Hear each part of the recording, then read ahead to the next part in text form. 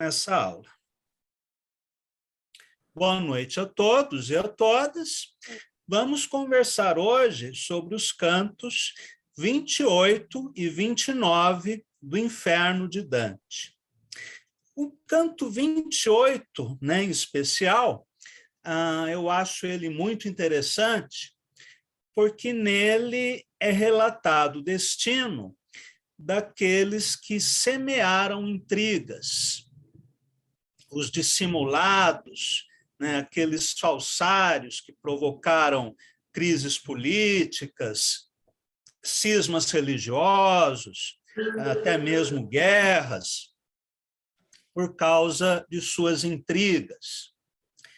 Entre as pessoas que Dante coloca nesse círculo estão o profeta Mohammed, que é a maneira como que é chamado no Ocidente, de Maomé, numa latinização do nome Mohammed, e também Bertrand de Born, o trovador provençal do século XII.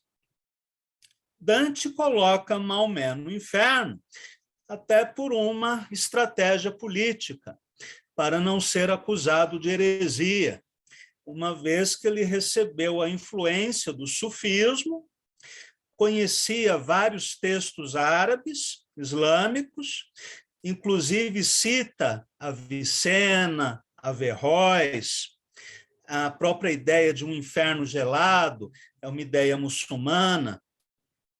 Aliás, o próprio tema de uma viagem ao inferno está presente na literatura muçulmana. Talvez para se defender de alguma acusação de heresia, de simpatia pelo Islã, ele coloca tanto Mohammed quanto Ali, que foi genro do profeta, casado com sua filha Fátima, e fundador da vertente xiita do Islã.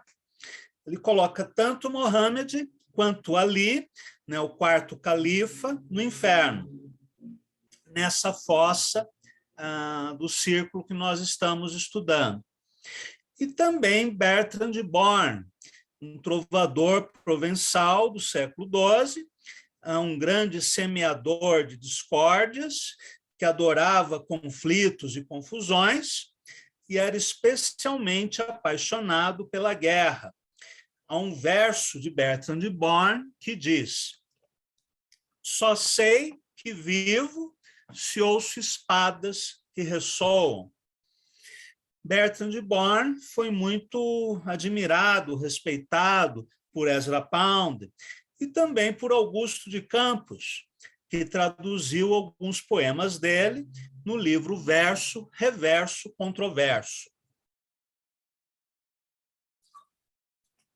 Há uma edição antiga da comédia que eu tenho, traduzida pelo Xavier Pinheiro, com ilustrações do Gustave Doré, que é uma edição tão bela visualmente quanto esta edição do Ziller, e igualmente cara.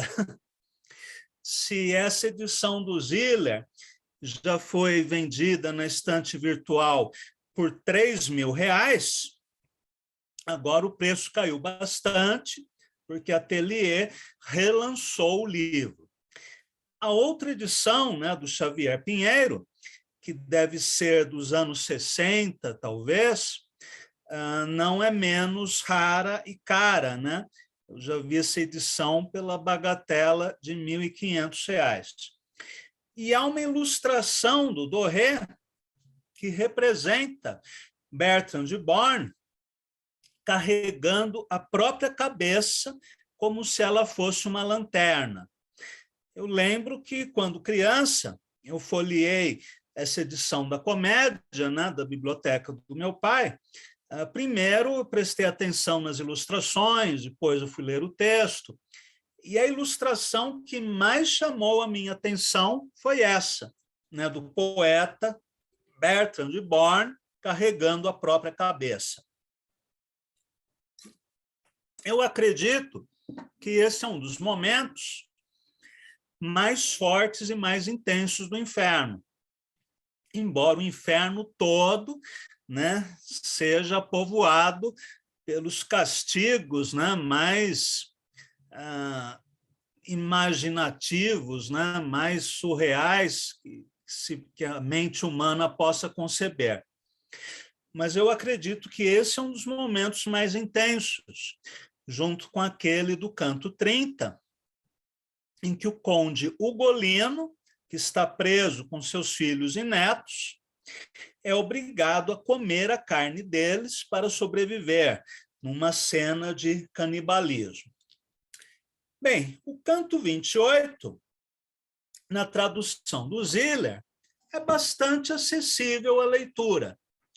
Então, eu vou ler a versão poética, né? Vou dispensar a versão em prosa do Hélder da Rocha, ler apenas a tradução poética. Canto 28, resumo. Da tosca ponte onde se encontra, Dante observa o espetáculo horrível que a nona fossa apresenta. Aí, feridos à espada por um demônio, sofrem os semeadores de escândalos, discórdias e divisões entre os indivíduos, sociedades ou nações. Dante avista-se com Maomé, Pedro de Medicina, Cúrio, Mosca Lamberti e Bertrand de Born, que aqui o Ziller traduziu como Bertrand de Borneo, talvez numa italianização do nome. Bem, castigo dos fomentadores de discórdias, versos 1 a 21. Quem poderia, mesmo em fácil prosa, dizer o sangue e as chagas plenamente, que atrozes vi na fossa dolorosa? A linguagem não basta, nem a mente, que insuficientes são a nos pintar quanto esse quadro horrível é pungente. Ainda que se pudessem ajuntar os mortos todos os feridos, que Puglia viu no solo seu tombar. Puglia é uma província no sul da Itália. Nas lutas com os troianos aguerridos, que no caso são descendentes dos troianos. E de Aníbal, em Cannes vencedor, conforme os fatos dignos de ser cridos. Cridos significa acreditados. Aníbal, no caso, é aquele comandante que venceu diversas vezes os romanos, em particular na Segunda Guerra Púnica, no século II a.C. Eu ia fazer uma citação, mas é de Átila. Átila tem uma frase famosa: eu sou o flagelo de Deus, e a erva não crescerá por onde meu cavalo tiver passado. Mas essa citação é de Átila. Aníbal não foi muito mais bonzinho. E um dos feitos atribuídos a ele é o de ter conduzido uma caravana de elefantes de guerra que passaram, né, pelos Pirineus. Né? Imaginem elefantes subindo numa montanha. Não é um feito pouco meritório. Continuando. Que testemunha Lívio, o historiador. Né? Lívio é um historiador latino. E o sangue que Guiscardo derramou quando, a seu triunfo, o povo quis se opor. E em Tagliacozzo, onde arte superou o valor guerreiro e a alçada de Cipriano, porque do vulgo o dolo não vingou. Se ajuntassem, enfim, o desumano quadro brutal dos corpos mutilados, leve seria nesta fossa dano. Vamos ler agora algumas notas, né, do Ziller a essas citações.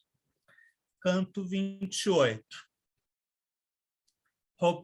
Quando Roberto Guiscardo, irmão de Ricardo, duque da Normandia, levou a cabo a conquista de Puglia em 1070, foi grande a mortandade dos patriotas, que tombaram em defesa de sua terra natal. Sobre Tagliacozzo e a ossada de Cipriano. Carlos I de Anjou conseguiu dominar a Itália meridional em várias lutas no século XIII, em Tagliacozzo, Benevento e Ceperano, ou Cipriano, principalmente pela traição dos puglieses e pela astúcia de seu conselheiro, Alard de Valéry, por quem a arte superou valor guerreiro.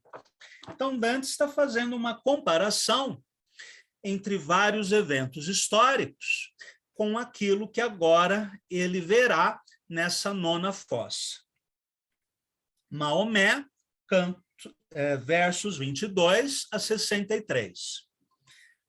Por perder um tonel, o centro ou os lados de sua base, tão roto não seria como um que vi de peitos lacerados. Aqui Dante vai fazer uma comparação entre um tonel destruído e um dos condenados ao inferno, bastante machucado pelo suplício. Do queixo ao fim do tronco, aberto ouvia, o coração, estômago e pulmões, e tudo mais às pernas lhe descia. Atento olhava essas lacerações, quando fixou-me firme, abriu o peito e disse: vê que me abro em convulsões o corpo. Eu sou Maomé, assim desfeito. Chorando à minha frente vai ali, fendido o rosto e todo contrafeito. Ali foi o quarto e último califa, casado com Fátima, a filha única do profeta Mohammed, e que também foi o fundador do ramo xiita do Islã. Os sunitas não reconhecem Ali. Prosseguindo. Todos os outros que tu vês aqui, discórdias semearam em cisões, por isto abertos sofrerão assim. Um demo em todos nós estes rasgões, a espada faz e manda-nos voltar, os que na terra armamos divisões, quando da triste senda o fim chegar. Pois são curadas as feridas antes que em frente ao diabo alguém torne a passar. Assim como essas pessoas provocaram divisões em vida, agora eles serão divididos no inferno a cortes de espada. Mas tu quem és, de olhares penetrantes, na rocha a duvidar? Temes as penas devidas a tuas culpas repugnantes?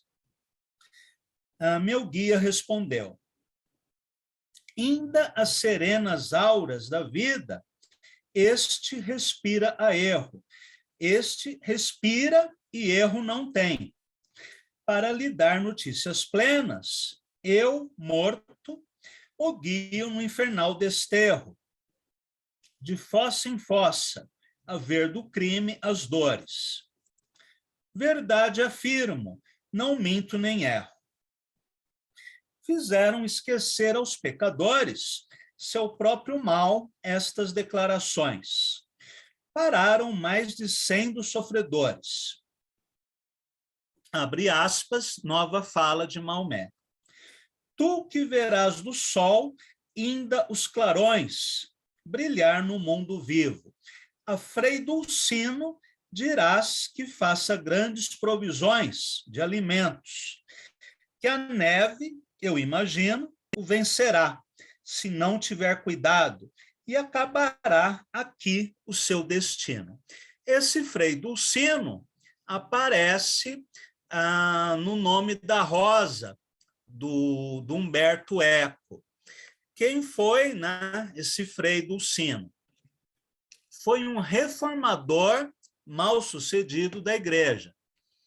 A sua seita, os Irmãos Apostólicos, pregava a volta da religião à simplicidade dos tempos dos apóstolos, o fim da propriedade privada, a comunhão dos bens e das mulheres. Um comunista, um obsceno, um bolivariano, sustentava que a Eucaristia não podia conter o corpo de Cristo, que a confissão dos pecados a padres era inútil, que a cruz não deveria ser adorada como símbolo divino e que o batismo com água benta não tinha valor espiritual algum, entre outras doutrinas consideradas heréticas pela Igreja de Roma.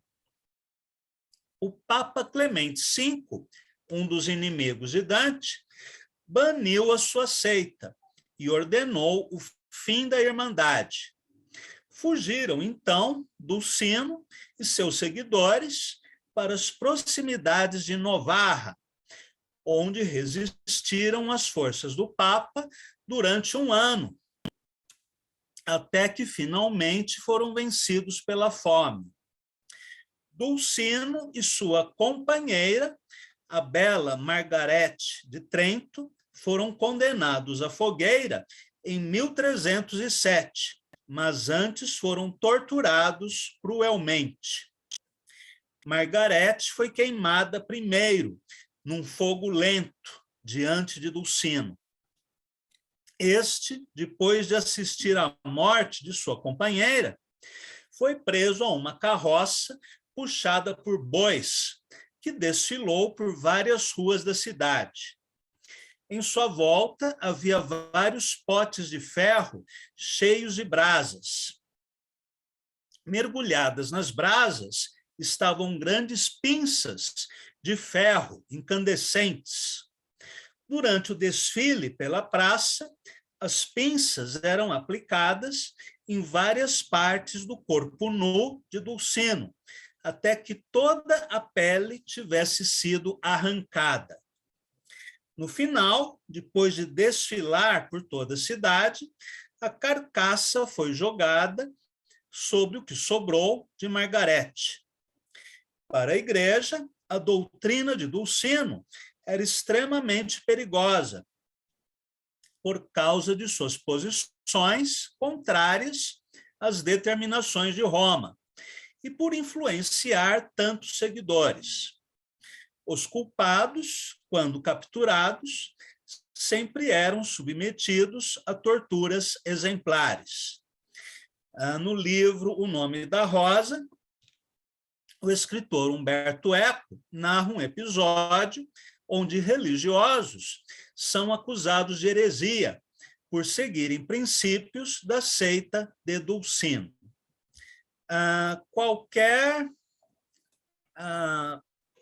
castigo, né, imaginado por Dante encontra um páreo duro com aqueles castigos aplicados pela própria Igreja Católica ao longo de sua história. Prosseguindo. Um pé Mafoma tinha levantado, quando isto disse, para se partir, e foi seguindo o trilho desgraçado. Mafoma é uma derivação do nome de Maomé, e de Mafoma que vem o nome Bafomé, um suposto demônio que a igreja acusou os templários de terem como objeto de culto e devoção. Prosseguindo. Pedro de Medicina, versos 63 a 103. Um outro lacerado vi surgir, a garganta furada e sem nariz, tendo uma orelha só, que para ouvir e para ver, parara com a infeliz e retalhada turma, e foi dizendo, com a boca nojenta e de um matiz vermelho, : ó tu, que culpa não havendo, para cá vens, e em terra eu vi latina. Se memória não mente ao que estou vendo, recorda-te de Pedro Medicina, portanto, um contemporâneo de Dante. Se voltares a ver o lindo plano que de Vercelli a Marcabó se inclina, a dois varões farás saber de Fano, Guido e Angioléu, que, em sacos amarrados, ao mar os lançará um vil tirano, de católica perto, se enganados aqui não somos em visões futuras. Ou seja, esse condenado está fazendo uma profecia, porque mesmo os condenados ao inferno e ao purgatório têm o dom da profecia. Vamos às referências dos Hitler. Pedro Medicina, semeador de escândalos e discórdias, provocou lutas armadas entre Bolonha e Florença. Bolonha e os Ubaldini, os Malatesta e Fano, cidades sobre o Adriático. Vercelli e Marcabó, planície do Pó entre Vercelli, ou Piemonte, e Marcabó, fortaleza no foz do mesmo rio, destruída por Humberto em 1309. Guido e Angioléu, dois nobres de Fano. Um vil tirano, é Malatestino, filho de Malatesta de Rimini, que convidou os dois para um colóquio amigável e os mandou atirar ao mar, fechados num saco, perto de Católica, que é uma região próxima ao Adriático. Muito bonzinhos esses nobres também. O mais curioso aqui é o fato de esses condenados terem o dom da profecia. Claro que todos esses fatos são do passado de Dante, mas ele se apresenta na comédia como se ele fosse anterior a esses fatos, de modo que aquilo que ele apresenta como profecia foram coisas que já aconteceram, mas que ele narra como se fossem acontecimentos futuros. Prosseguindo. De Chipre até Maiorca, os navegados mares, nem Deus Netuno tais loucuras de crimes viram por pirata ou grego, praticadas em rudes aventuras. Aquele traidor de um olho cego, senhor da terra, de onde aqui a tal a quem daria não haver sossego. Os dois vai convidar, laço fatal, para a conversa amiga, e nunca mais precisarão do auxílio divinal para vencer no mar os vendavais. Esse de um olho cego é o próprio Malatestino, que jogou os dois nobres ao Adriático dentro de sacos. Prosseguindo. Se queres que de ti fale no mundo, aqui no caso é Dante falando, mostra-me, disse, qual de teus iguais preferia não ver.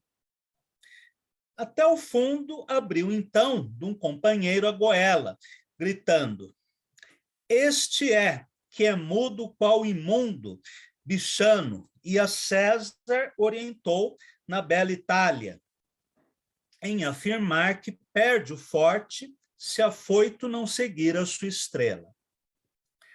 Oh, como parecia triste a sorte de Cúrio, amedrontado e em desalento, sem língua à boca, o cérebro sem norte, justa pena de infame atrevimento. Aqui no caso, Cúrio. Cúrio induziu César a rebelar-se contra o Senado e a atravessar o Rubicão, criando um conflito entre César e o Senado, que irá se arrastar até a morte de César. Prosseguindo. Mosca Lamberti, versos 104 a 112. Quem foi Mosca Lamberti? Estando os Amadei e seus amigos a estudar a vingança que deviam tomar de Buondelmonte, que, noivo de uma Amadei, casara-se com uma Donati, Mosca aconselhou-os a matá-lo. E assim foi feito, advindo daí lutas entre as famílias e horrível mortandade. Outro de mãos truncadas, levantando os cotos no ar sombrio e nevoento, gritou, o sangue as faces lhe sujando. Oh, lembra-te de Mosca, pois falei, ai de mim, as cruéis palavras, quando estimulei ao crime os Amadei, causa de tanto mal para a Toscana. E para os de tua raça, acrescentei. Seguiu acabrunhado a turma insana. Bertrand de Born. Mas eu fiquei olhando o vil tropel e coisa descobri tão desumana que, se não for aprovação fiel da mente, ficaria mudo feito. Um corpo andar eu vi, monstro novel, sem cabeça, sem a cabeça, que, na mão, a jeito levava de lanterna, firme e presa pelo cabelo, a iluminar o leito da estrada, como fora a luz acesa. Ainda me parece vê-lo e ouvi-lo a gritar, infeliz que eu sou. Surpresa maravilhosa. Dupla vida aquilo era, e alma dupla, e só o poderoso Deus soube assim guardá-lo em dividi-lo. Quando chegou sob o arco pedregoso, ergueu o braço e agitou a testa para que ouvisse o verbo doloroso. Vê tu, me disse, a minha dor molesta. Tu que andas vivo pelos mortos vales, vê e dizes se a dor grande como esta. E porque tu de mim no mundo fales, sabe que sou Bertrand de Born, o tal, e peço-te que disto não te cales, que entre pai pôs e o filho ódio mortal. Ao filho de Davi, Atitofel, não inspirou um ódio mais fatal. Porque pessoas caras eu, revel quer dizer rebelde, separei, separado está de mim, meu detestável cérebro infiel. A pena de talião eu pago aqui. Sobre esse episódio de Bertrand de Born, escreve o Ziller. Bertrand de Born aconselhou Henrique, filho de Henrique II da Inglaterra, a rebelar-se contra o pai e a matá-lo. E aqui termina o canto 28, na tradução do Ziller. O canto 29 é um pouco mais pedregoso, então eu vou ler na tradução em prosa do Helder da Rocha.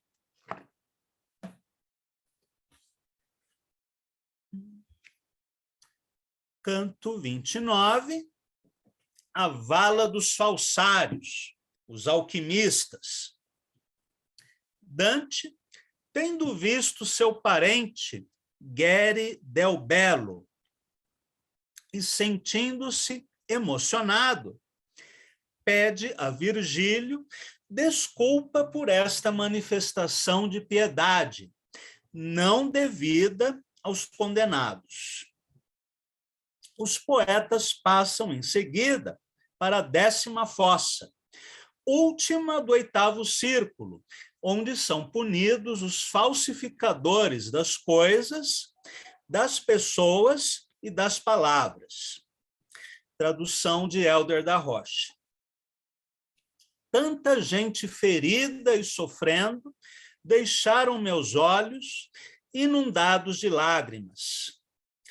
Virgílio notou e me perguntou: o que procuras? Por que olhas tanto para essa gente? Nos outros fossos, isso não aconteceu.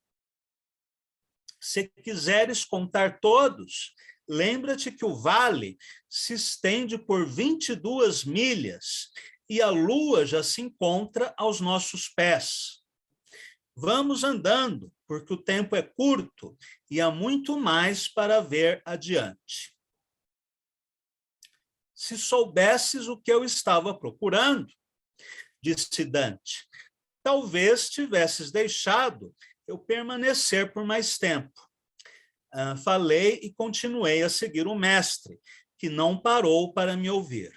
Acrescentei: dentro daquela vala, onde eu mantinha o olhar, acredito que esteja um espírito da minha família, a chorar pela sua culpa aqui punida. Não tenhas tal preocupação com ele, pois ela não é recíproca, respondeu o mestre. Quando estávamos lá, ao pé da ponte, pude vê-lo te ameaçar com o dedo erguido e prestei atenção quando falaram seu nome, Guerre del Bello. Tu não ouviste, pois estavas demais entretido com a cabeça falante de Bertrand de Born. Ó mestre meu, a violenta morte que não lhe foi vingada, disse eu, o deixou indignado, acredito, e foi essa a razão pela qual se escondeu sem querer falar comigo. É por isso que sinto pena e tristeza por ele. Continuamos a conversar até chegarmos a um ponto, desde a ponte, onde já era possível avistar o vale inteiro. Só o vale, dentro dele, não se via nada por causa da escuridão. Quando finalmente estávamos no meio da ponte que atravessa este último claustro do Malebolge, pudemos vê-lo por completo e ouvir gritos tão terríveis que me levaram a cobrir os ouvidos. Amontoados naquela vala estavam centenas de doentes, com seus membros apodrecendo como leprosos. O ar estava dominado por um cheiro forte de carne podre. Descemos por uma via à esquerda da saída da ponte, até chegar a um ponto onde se tinha uma visão mais nítida daquele poço, onde são punidos os falsários. A visão era terrível. Por todo o vale se estendiam montes de espíritos empilhados, tão cansados que mal se moviam. Uns se estiravam de bruços ou de costas, sobre os corpos dos outros. Outros se arrastavam lentamente, com dificuldade. Passo a passo, andávamos sem dizer uma palavra, vendo aquelas almas doentes, incapazes de levantar seus corpos deformados. Vimos 2 pecadores sentados, um de costas para o outro, com os corpos totalmente cobertos de sarnas. Eles se coçavam freneticamente, afundando suas unhas na pele e tentando, em vão, atenuar a coceira que nunca cessava. Tu que arrancas tua pele com as unhas, dirigiu-se Virgílio a uma dessas almas. Dize-me se existe algum latino aqui presente para que tuas unhas possam servir a este trabalho eternamente. Latinos somos nós que tu vês aqui, desfigurados, respondeu um deles chorando. Mas quem és tu e por que nos perguntas? Sou o guia deste ser vivente, respondeu o mestre, e aqui desci com a intenção de mostrar-lhe todo o inferno. Com explicação, ambos viraram-se lentamente na minha direção. O mesmo fizeram outros, mais distantes, que ouviram essas palavras. O mestre, então, pediu que eu fizesse as perguntas que desejasse. Para que a memória de vós não desapareça das mentes dos homens, no mundo primeiro, falei, dizei-me quem sois e de onde viestes. Eu fui alquimista de Arezzo, e este aqui é Alberto, que me condenou à fogueira. Eu lhe disse, brincando, que eu sabia levitar, e ele, insatisfeito por eu não tê-lo transformado em um dédalo, reclamou ao seu protetor, que me mandou queimar. Mas não foi por isso que estou aqui, por ter no mundo usado a alquimia. Minos não se enganou e me colocou aqui, entre os falsários. Vocês se lembram que Minos é aquele juiz dos mortos, meio homem, meio cobra ou escorpião, que sempre que ele recebe um condenado, a sua cauda dá várias voltas ao redor do corpo. Então, se a cauda dá 8 voltas ao redor do corpo, o condenado é levado ao 8º círculo.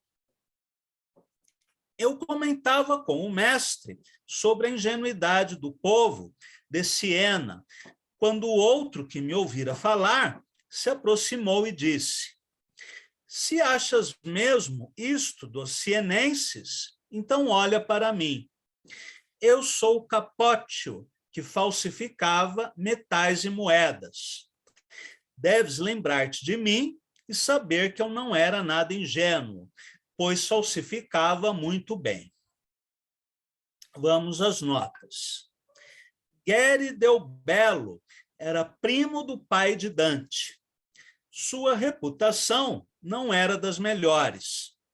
Ele se envolveu numa rixa com a família Sacchetti e foi assassinado, provavelmente, por um dos membros dessa família.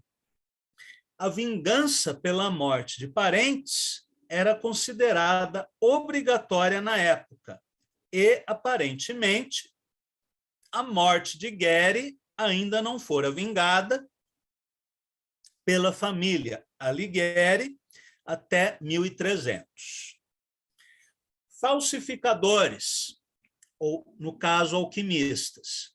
A 10ª vala do Malebolge pune aqueles que falsificaram coisas, palavras, dinheiro e pessoas. O canto 29 fala dos falsificadores de matéria, especialmente os alquimistas. Na nossa sociedade, eles podem ser representados por aqueles que adulteram remédios e comida, os que constroem prédios e casas com materiais de baixa qualidade e acabamento de primeira, etc.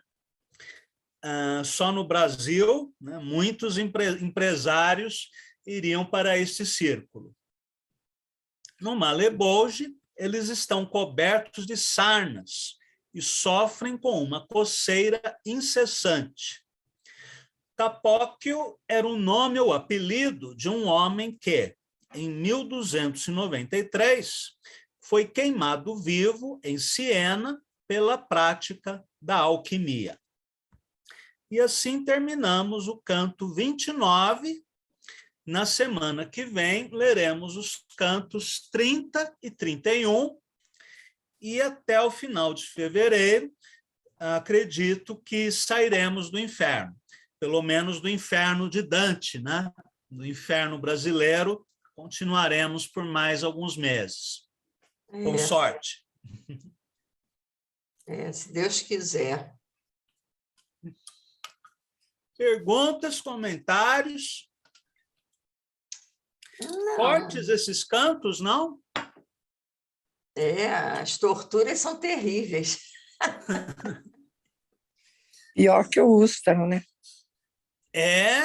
O Ustra era a coroinha, né, perto de Dante. Terrível. Olha que Dante. Ustra foi um aprendiz. Ele era tão... Ele escrevia com tanto carinho o céu e o inferno com tanta dureza, né? Com tanta rispidez. Ele conta, e quando ele conta como que o cara sofre, parece que ele está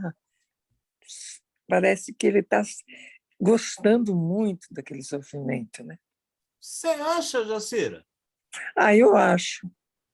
Você acha que ele não está gostando? Em vários momentos, Dante personagem, né, manifesta compaixão pelos que Mas estão no inferno. quando são parentes deles. Quando é algum parente ou algum amigo, um trovador, amigo velho, antigo, mas quando são esse mesmo. Por que ele põe Maomé nessa fossa? Então, por aquilo que eu expliquei no começo, que Dante provavelmente não queria ser acusado de heresia. Isso porque ele recebeu influência do sufismo, conhecia a literatura árabe islâmica, a ideia de um inferno gelado vem do islamismo.